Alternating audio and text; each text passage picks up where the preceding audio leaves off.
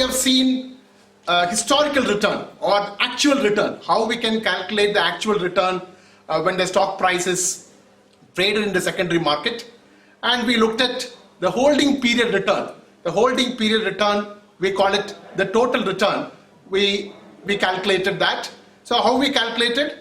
Dividend plus closing price minus opening price divided by opening price. When you multiply with 100, you will get the total return. Then we have seen how to calculate the arithmetic mean or average return, how we can calculate.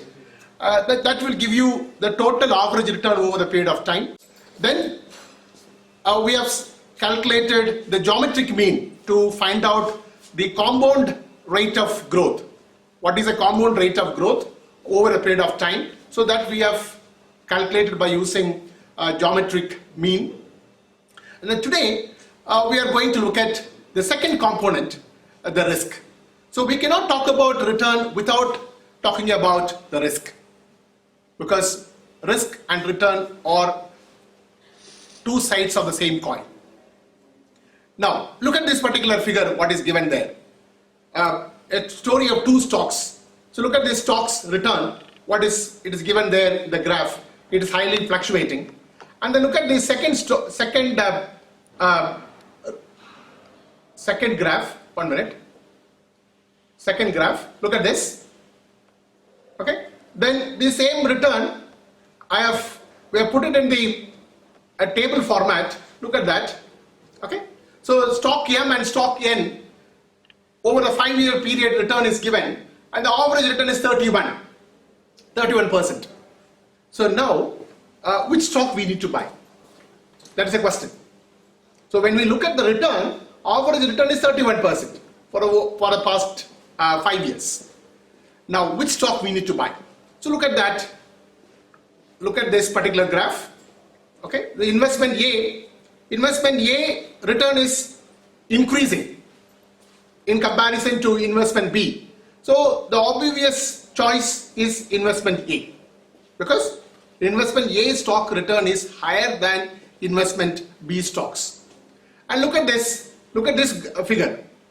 Now we are adding the risk element in this particular graph. So risk of a particular stock A is fluctuating, whereas the risk of a particular stock B, it is steady, it is consistent. The return of a particular stock A is fluctuating, and the return from stock B is steady growth. So which one we need to choose? So when we compare the previous graph, we wanted to choose stock A. Now when we take up the second graph, we wanted to choose the stock B, because stock A return is fluctuating and stock B return is consistent. So when we integrate a risk element with particular return, so certainly we can take a proper decision. Now we need to see what is risk, how do we measure the risk. So this particular session outcome is today is how we can compute risk and how we can measure the risk. So before we wanted to know how to compute the risk, we should know how do we measure the risk. And at the same time, we need to know what is risk. So this is the financial pyramid of various asset classes.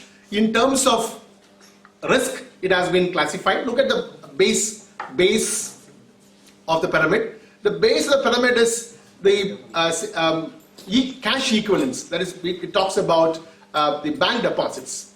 So it's the bank deposits.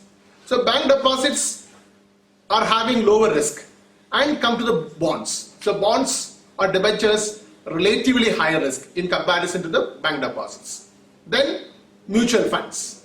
Then it moves the stocks and real estate, relatively higher. And we talk about the financial derivatives instrument, futures and options, which are called speculative investment tools.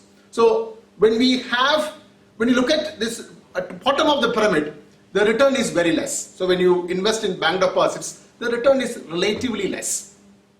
So when the return is less, the risk is also less.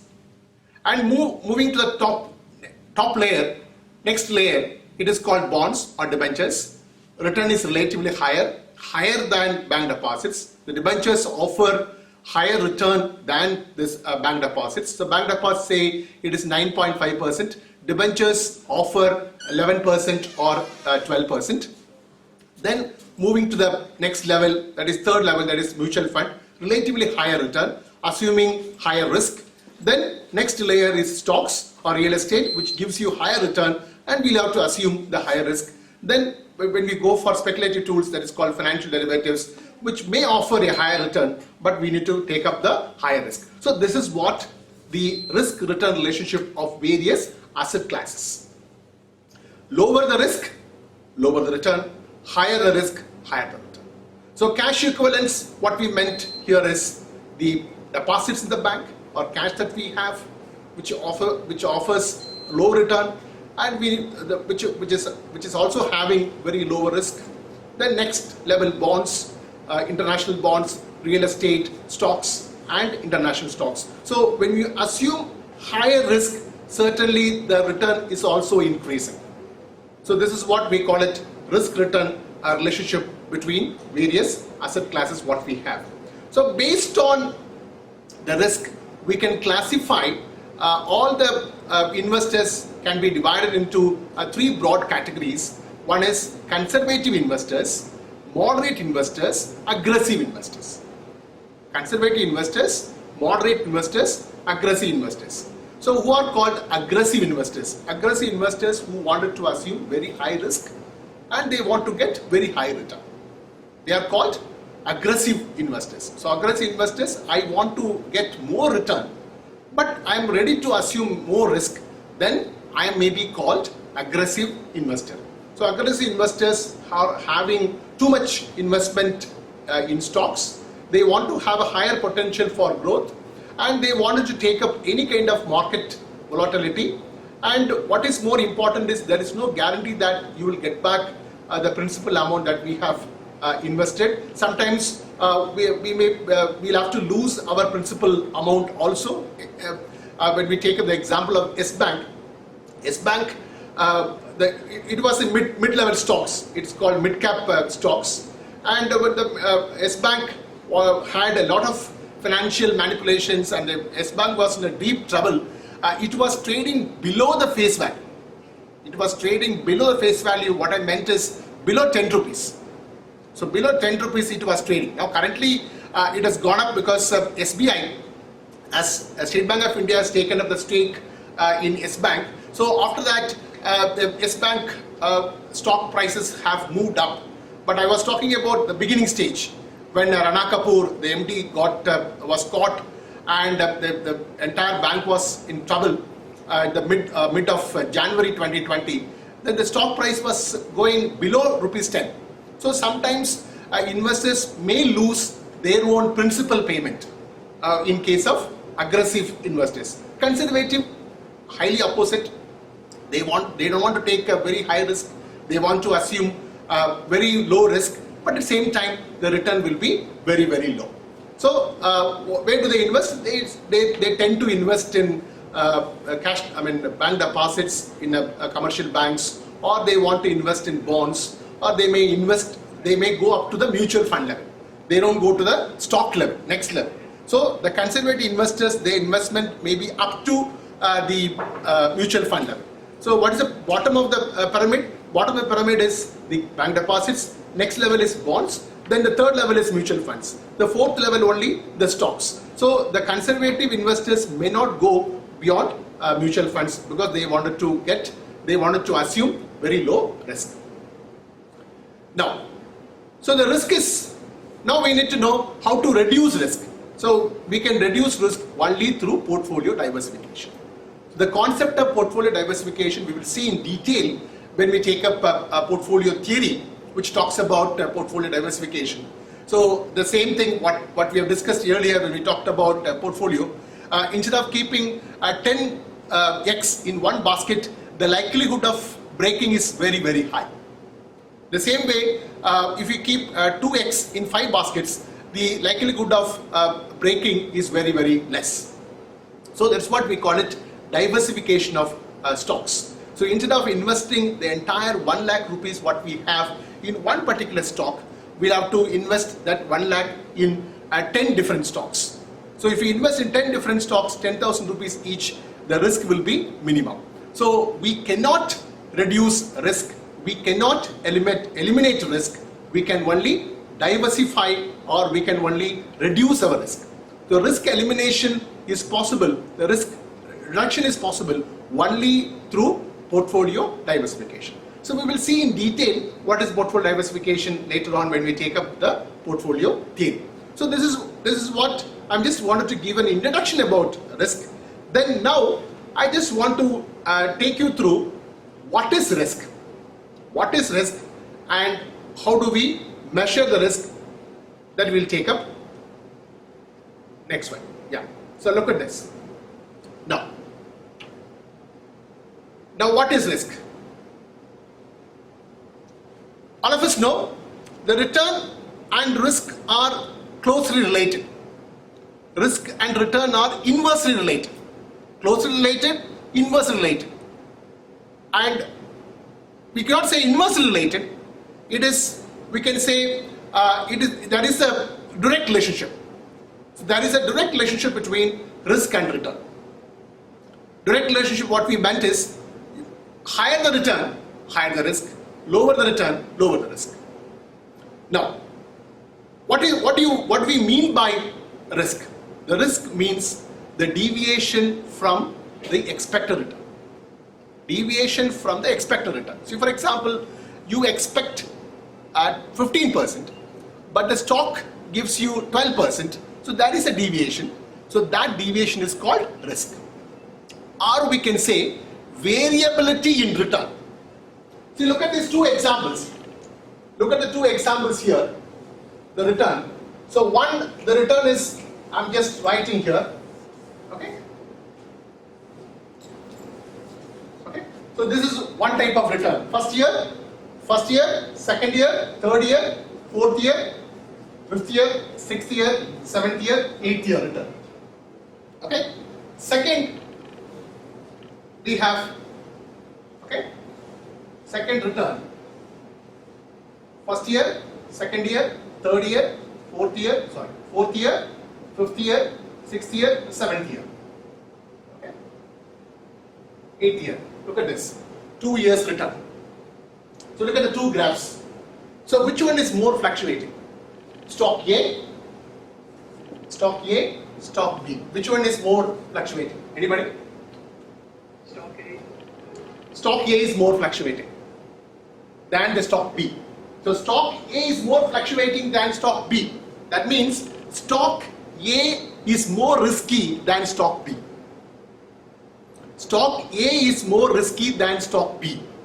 That means higher the variability, higher the risk.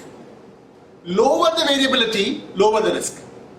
Or higher the consistency level is very high. Higher the consistency, lower the risk. Lower the consistency, higher the risk. Is that clear? So risk means variability in return. Risk means deviation from the expected return. Risk means consistency in relation to return. So variability is higher, then the risk is higher. The variability is low, the risk is low. The consistency is very high, the risk is low. The consistency is here, for example, stock B, the consistency is very high. Consistency is very high, the risk is low. Consistency is very low, the risk is high. So the risk is talks about uncertainty associated with the return on investment. So all the investment decisions involve the trade-off between the two. So you cannot, I don't want to take a more risk. In such case, you will have to take up only the lower return. So there must be a trade-off between risk and return. So risk refers to the possibility of their actual outcome of an investment which will differ from its expected income. That means what is a deviation from the expected return? The deviation of the expected return is higher, then the risk is high. The deviation of the expected return is low, the risk is low. So this means that more variable, the possible outcomes that can occur, the greater the risk. So the risk refers to variability. So if an asset return has no variability, the risk is less. The risk means the variability. Is that clear? Anybody? All of you understood what's the meaning of risk? Because with this particular concept, we need to be very clear. The risk concept must be very clear. So risk means variability. The higher the variability, higher the return, higher the risk. Any clarification regarding the concept called risk? Now, what is the source of risk? Where does the risk come from? Where does the risk come from? The risk comes from external sources. The risk comes from internal sources. So it can be external or it can be internal. So the factors which are external are called systematic risk. The factors which are external is called systematic risk, or the factors which are uncontrollable, it is called systematic risk. So any company which comes for starting the business, this particular risk is default for any company. So systematic risk is also known as market risk, or we call it as, 1 minute.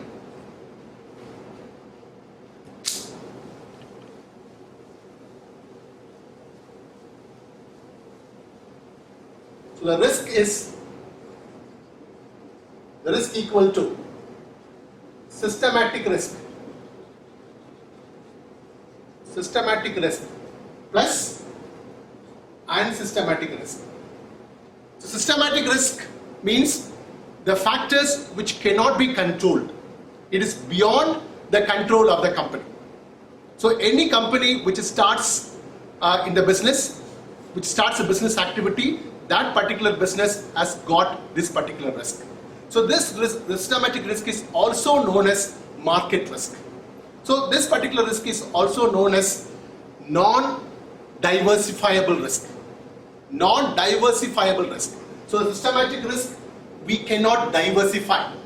The moment we start investing in stocks, so this particular risk is default. So we can also known as, we can also call as default risk. So non-diversifiable risk, systematic risk, market risk, default risk, all having the same meaning. So the risk which is beyond the control of a company is called systematic risk, or we call it non-diversifiable risk. So this risk cannot be eliminated. The moment we start business, this particular risk is always there. We cannot eliminate this particular risk. So that is why any mutual fund company, when you talk about one particular class is coming, what is that class? Anybody can say?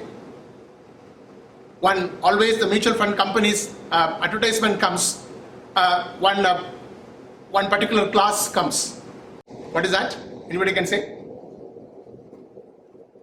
Anybody? Can you read that particular sentence? I mean, one sentence usually comes. What is the sentence called? Your investments are subject to market risk. Market risk. So what do they refer to that market risk? This particular risk. So this particular risk only they are talking about. The advertisement, see, always you would have seen in a cigarette packet, smoking is injurious to health. So that is a statutory warning. Statutory warning, they'll have to put it. So same way, when any mutual fund company comes for an advertisement, so this statutory warning is always there. That means at any point of time, so you may tend to lose your investment because your investments are subject to this particular market risk. No company can eliminate this particular risk. No company can reduce this particular risk. That's why it's called non-diversifiable risk. That's why it's called default risk. The moment we start company, we start with this particular risk. The moment we start investing, we start with this particular risk. Is that clear? So these are all some list I have put it. I have added the last point, COVID-19 pandemic also I have added. So no company can eliminate this particular risk. So what's the relationship between COVID-19 pandemic and the IT company? All the companies are getting affected throughout the world. Throughout the world, all the companies are getting affected. So this particular risk is called systematic risk. This particular risk is called market risk. So in the new textbook which is going to come, so this particular factor also they will add. So I have added now itself, yesterday itself I have added. So when we take up the class, because the new textbook which is coming, so they will add this COVID-19 pandemic. So no company can reduce this particular risk. Okay, so these are all certain factors which contribute to systematic risk, war and other calamities, major changes in tax rates, decrease or increase in inflation, change in economic policy, change in monetary policy, industrial recession, that is a contraction in industrial activity, decrease in international oil prices, and currently what we are facing is COVID-19 pandemic. So these are all the factors which every company are subject to fall under this particular risk factors. Okay. Now, this systematic risk can be classified into three broad categories. So systematic risk, the total risk is equivalent to systematic risk plus unsystematic risk. Now we are talking about systematic risk. So what is systematic risk? So systematic risk is a combination of market risk. Systematic risk is a combination of market risk plus interest rate risk,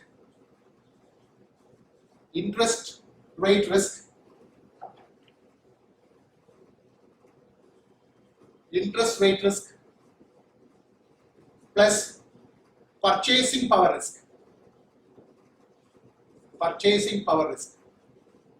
So all these concepts are there in your LMS.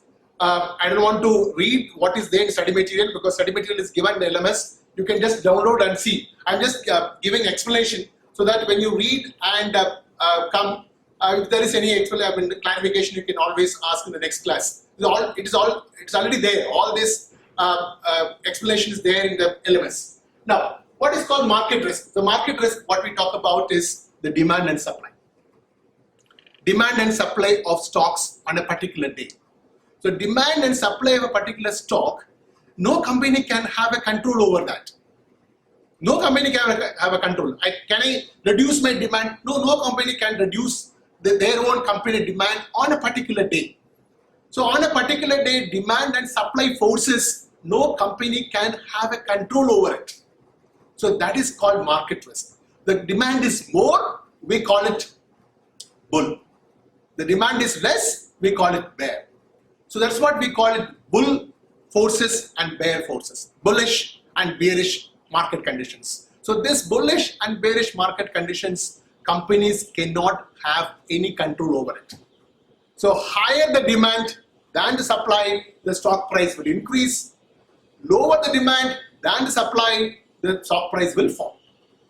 So this forces, these bull bear forces, companies do not have any control over it. So that is called market risk. So market risk is called bull and bear. That is demand and supply of a stock on a particular day. On a particular day, what is the demand and supply of a particular stock? That no company can have a control over it. Then second. So second is interest rate risk and purchasing power risk. Interest rate risk, purchasing power risk, all these risk factors are depending on monetary policy of central bank. Monetary policy central bank, all of us know, you would have studied in economics, microeconomics and macroeconomics, managerial economics, you would have studied very clearly what are those monetary policy exercised by the RBI of our country. So today, you would have seen on May 22nd and post May 22nd and April 3rd week, RBI governor came to media, and then May 22nd also he came to media. To reduce the inflation and enhance the demand. So what he did, he has reduced the repo rate. The last year, when you look back in January 2020, the repo rate was 5.4. Now today, what's the repo rate? 4%. The repo rate today is 4%. Repo rate today is 4%. It was 5.4, reduced to 4.4, and May 22nd, from 4.4, he reduced to 4. Why does he reduce repo rate from 4.4 to 4? Why does RBI governor reduce repo rate from 4.4 to 4? So he reduced 40 basis points. So always whenever RBI governor talks, he talks in terms of basis points. So please remember, 100 basis points is equal to 1%. 100 basis points, 100 basis points is equal to 1%. 100 basis points equal to 1%. So he reduced 40 basis points. So when he reduces 40 basis points, how much percentage? 0.4%. Okay. So he reduced 40 basis points. 40 basis points. So 40 basis points means what? 0.4%. So he reduced from 4.4% to 4%. So current repo rate is 4%. So why does RBI governor reduce repo rate? Any thought? Sir, to enhance the cash flow in the economy. To enhance the cash flow in the economy. Good. To enhance the money supply in the economy. Because the economy is reducing. We are in, all the companies are standstill. No companies is functioning. Demand becomes zero. So how does RBI enhance the demand?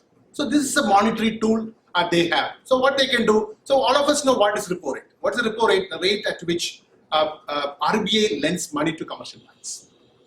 The rate at which RBI lends money to commercial banks. So when the rates have reduced, that means the commercial banks can borrow more. The commercial banks can borrow more from RBI. So when they borrow more from RBI, because the rates have come down, so they can borrow more.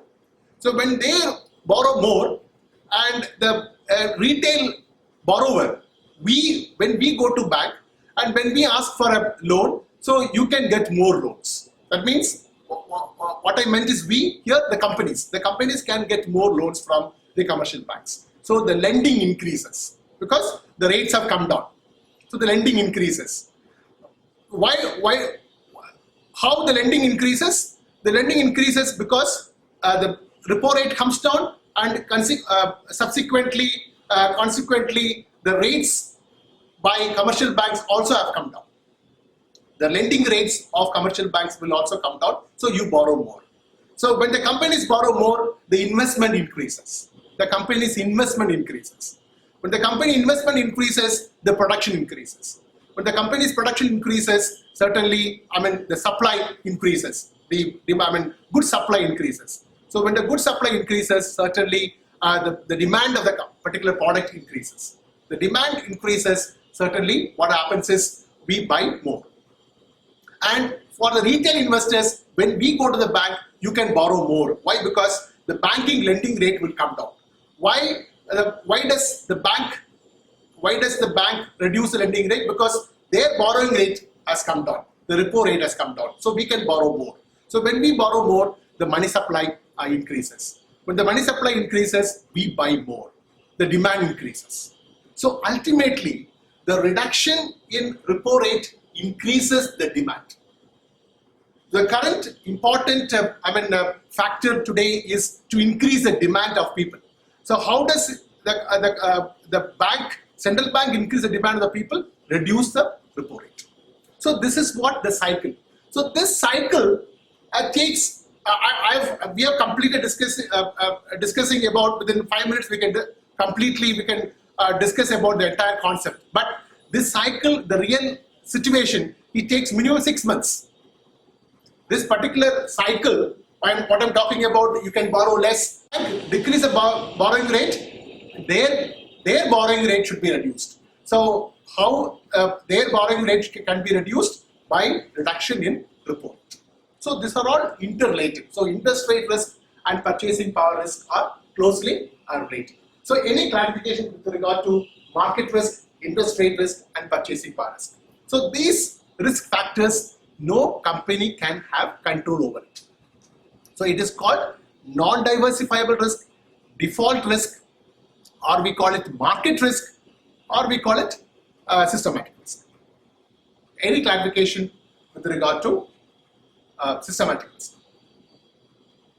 Anybody? Any clarification? Anybody? Anything anybody want to ask? Anybody?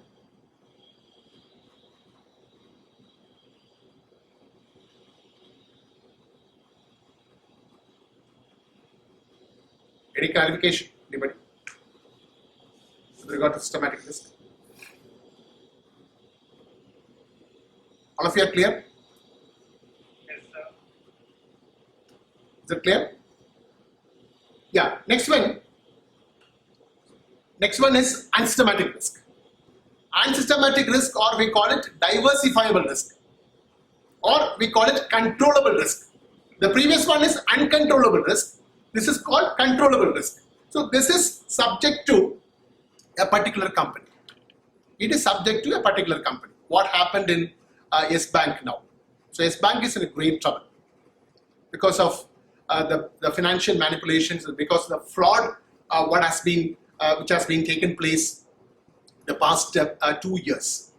So this is related to a particular institution. It's related to a particular company.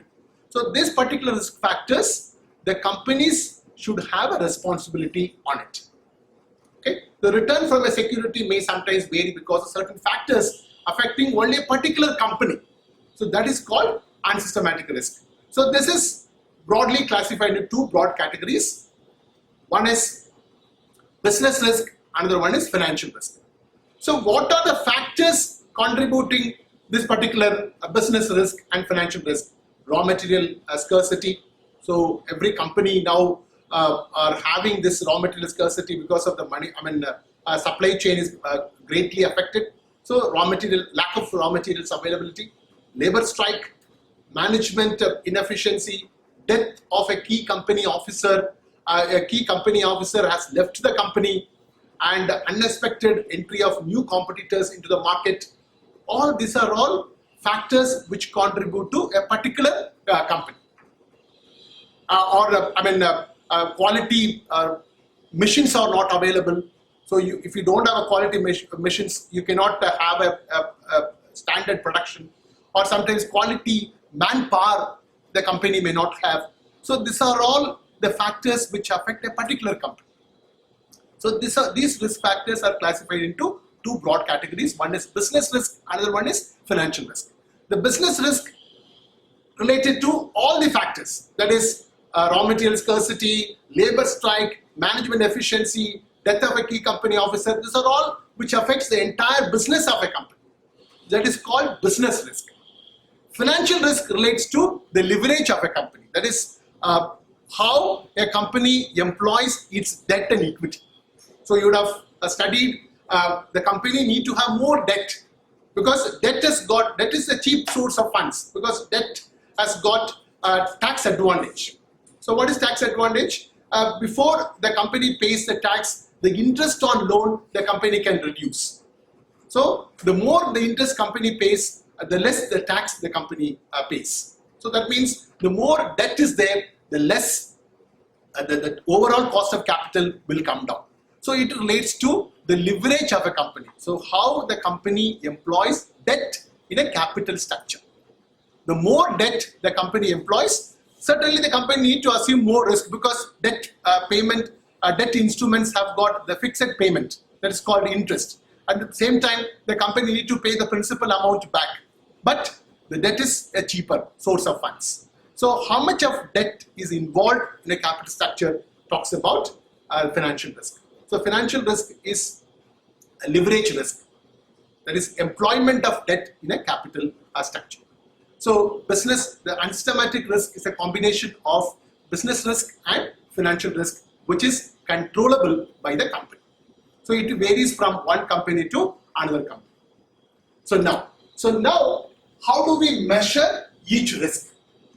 So we'll have to measure the systematic risk and we'll have to measure the unsystematic risk. So systematic risk, how do we measure? There must be a tool. There must be a tool which is available to measure systematic risk. And how do we measure the total risk?